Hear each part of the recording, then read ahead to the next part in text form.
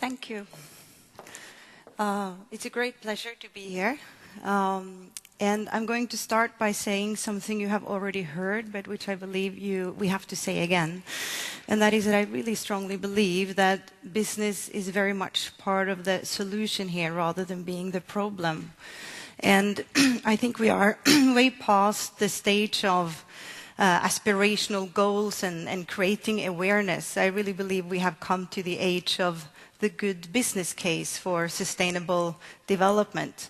And when corporate social responsibility and sustainable growth is profitable, that's when it will really fly, and that's what it's going to take. And therefore, it's so important that we manage to create this triangular cooperation between business, government, and the customers. But instead of talking about, let's say, the politics around that, I thought I'd spend my few minutes giving you some practical examples, maybe showing what I mean when I say it, but hopefully also maybe for inspiration for others. And let me start with an example from the Confederation. Here in Norway, we have created two programs, one called Female Future and the other called Global Future. And these are programs where we provide networks and facilitate that well-qualified women and immigrants in the two different programs, that they come together, that they get some necessary skills, and we help them, let's say, over the hurdle that it takes to really utilize their full potential. And now we have, for 5 years, had a cooperation with our Nigerian sister organization, the Nigerian Confederation for Business and Industry. And we have helped set up, in a similar fashion, a program there called the Network for Female Entrepreneurs. And we now have 500 members of that network, and these women are so impressive and have already done so much good via their involvement. And I just have to tell you about the president of that organization, and her name is a bit difficult. It's Fanlula Okanluwan, and she's a grown woman, let's say. Her children are grown up.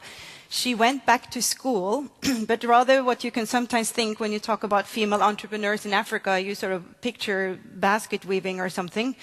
Fanlula, she studied production engineering, and she opened a factory producing PVC pipes for the construction industry, and now runs a huge operation down there.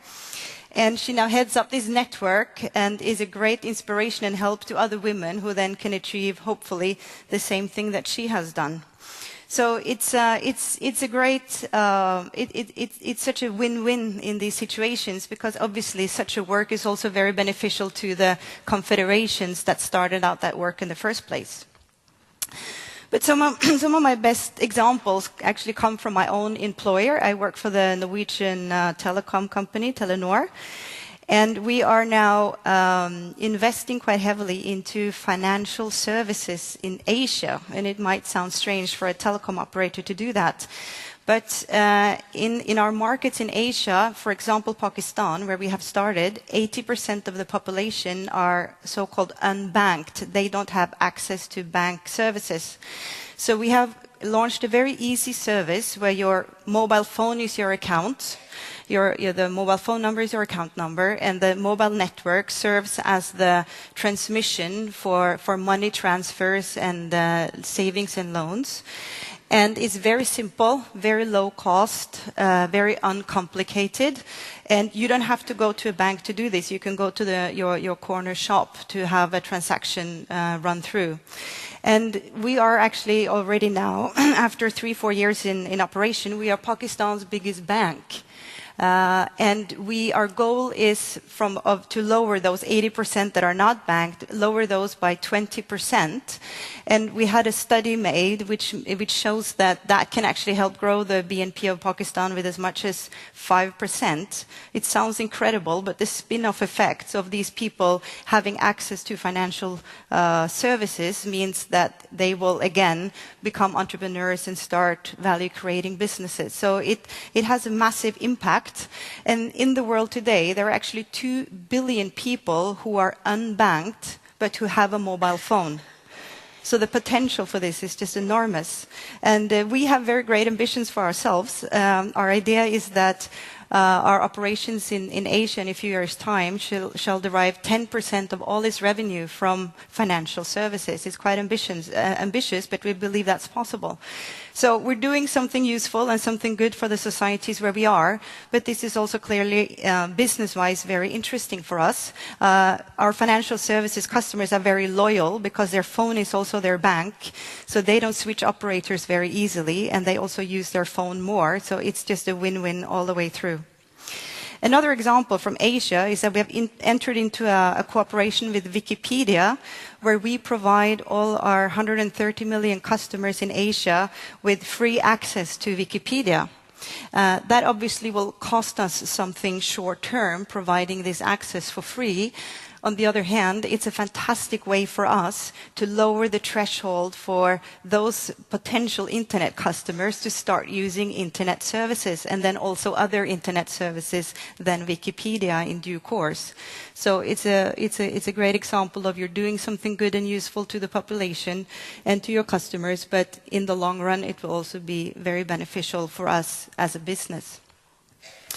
But we don't have to go all the way to Asia to find good examples, and I wanted to tell you 2 quick stories that I actually experienced this very week, and that gave me very good inspiration. Yesterday, I attended NHO's regional conference in Telemark, and I met a woman called Astrid Skreosen.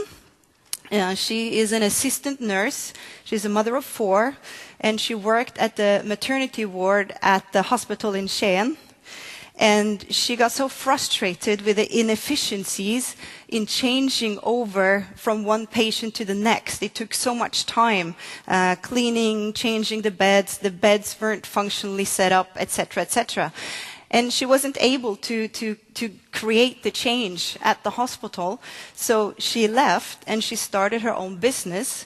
And just a couple of months ago, she opened up a 12-meter-long production line where she now produces disposable sheets. And she has already entered into agreements with several hospitals in Norway, and I think she might be able to make an export industry out of this as well. And she said one thing. She said, at some point, I realized that I had gone from being in the healthcare industry to being in business. And that was by some people seen as a bit strange and a bit bad. But she said, the truth is, I can do a lot more for the healthcare industry in business than I can in the healthcare industry. And I thought that was just so well put. And I just believe we need more women like Astrid who have the guts to do something about things and actually take the risk it is to go out and create your own business the way she did. And the last example I'm going to leave you with was it's from Telenor. We have a program that we called Open Mind. We're very proud of it because it works really well. It's a program we've been running for 15 years, and it's about help to include people with physical handicaps or disabilities to work. And it has also proven a great win-win concept because these people are very able and loyal workers, and 75% of them have ended up having permanent employment in Telenor, which is great. The leader of this program is a woman called Ingrid Ime. She herself suffers from a muscle deficiency, so she needs an electrical wheelchair to get around. And she's been leading this program for almost a full 15 years now. And on Monday, I interviewed her for our intranet, and we sat there talking about the success of this program and her role, etc. And then she said one thing that really, really struck me. She said, you know what? I'm not an idealist. This is not what this is about. I'm a darn good leader and executor, and that's why this program works. And I want to leave you with that, because that's really what it's all about, and that's what it takes. Thank you.